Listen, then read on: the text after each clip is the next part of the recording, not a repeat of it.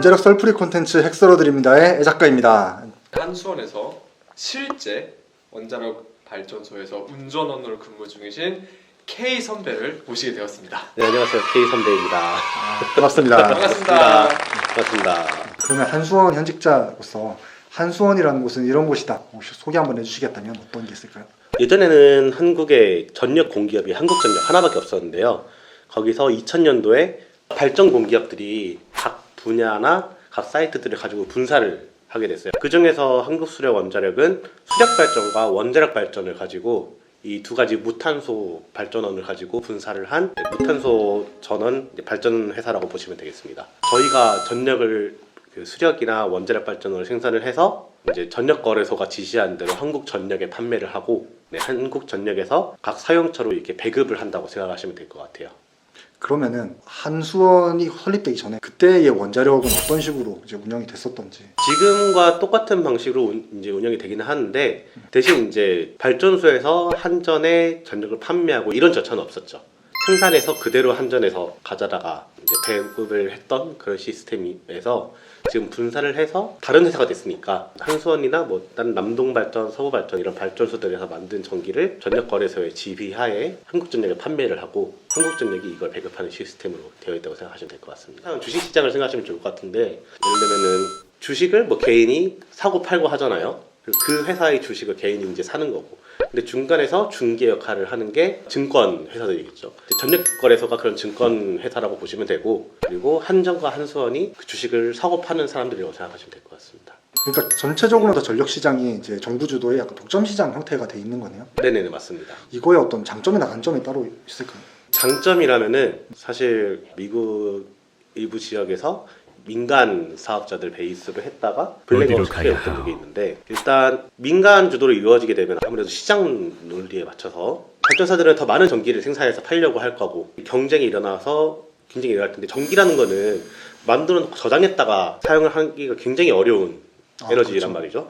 그래서 일단 만들어 놓고 경쟁을 하는데 그러면서 이제 특정 발전소는 A라는 발전소 거를 사 쓰다가 B라는 발전소 거를 사 쓰게 되면은 A 발전소는 갑자기 전력을 끄고 이제 팔지 못하니까 이렇게 하는 과정에서 전력 계통이 굉장히 불안정해져요. 그래가지고 넓은 범위에 상당히 꽤 오랜 기간에 블랙아웃이 있었어요. 그래서 공공기관 특정 헤드 아래에서 이렇게 조율을 해가면서 하는 게 굉장히 중요하다. 어디로 가야 하오? 블랙아웃 같은 사고를 막기 위해서. 사고를 막기 위해서 안정성 때문에 네네, 중앙 집중식으로. 하지만 단점도 분명히 있죠. 요즘 같은 경우에는 한전이 적자가 굉장히 심해서 그렇죠. 회사가 휘청휘청한다는 얘기가 많이 들리잖아요. 그러면은 저희 한수원 같은 경우는 1kWh당 61원에 판매를 해야 본전이 되거든요. 현재 기준으로는. 근데 한전의 고통을 아무래도 같이 부담을 하게 되죠. 아주 우리가 남이가 이러면서. 네.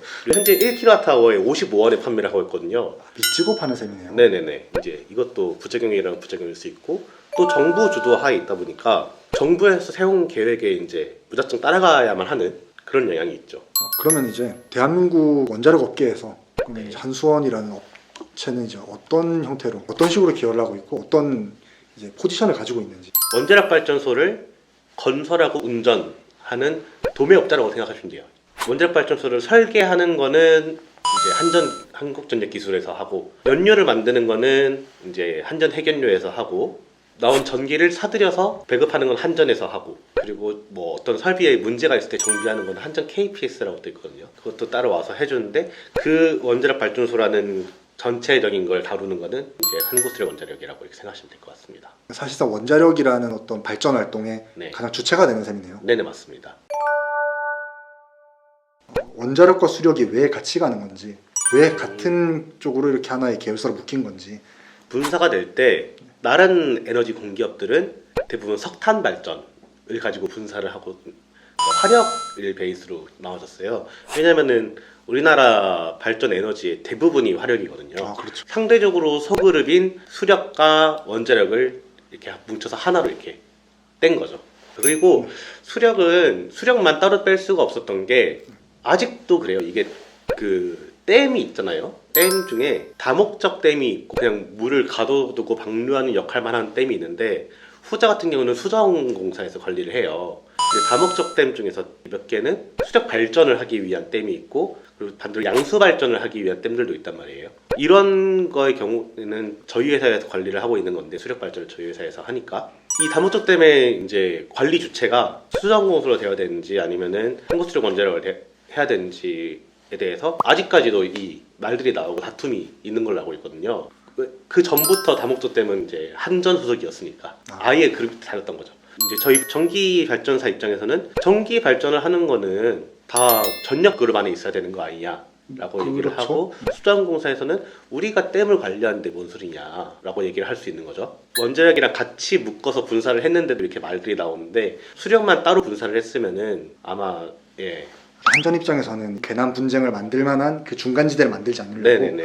원자력에 묶었다. 그러면 실질적으로 어떻게 사업을 하는 데 있어서 그 이제 원자력이랑 수력이 연계되는 부분이 많이 있나요? 원자력이랑 수력이 직접적으로 연계가 된다기보다는 특히 양수 발전은 에너지가 남을 때 그 에너지를 이용해서 물을 댐 위로 끌어올려두고 이게 에너지가 모자랄 때 다시 댐을 방류를 하면서 수력 발전을 하는 형태거든요. 그리고 수력 발전 같은 경우는 댐을 닫고 여는 것만으로 손쉽게 이제 발전량을 조절을 할 수 있단 말이에요. 하지만 원자력 발전 같은 경우는 국내에서는 아직까지는 이제 경직성 발전이란 말이에요. 변동이 없는 발전량을 크게 조절하지 못하는 거네요. 조절하지 않고 유지를 하죠. 아예 하지 않나요 지금? 거의 하지 않습니다. 무슨 특정한 일이 있거나 하는 게 아니면은 웬만하면은 이제 있는 그대로 유지를 해놔요. 그렇기 때문에 이제 원자력 발전소가 하지 않는 그 역할을 수력이나 이제 양수 발전이 보완을 해준다고 보면 될 수 있을 것 같습니다.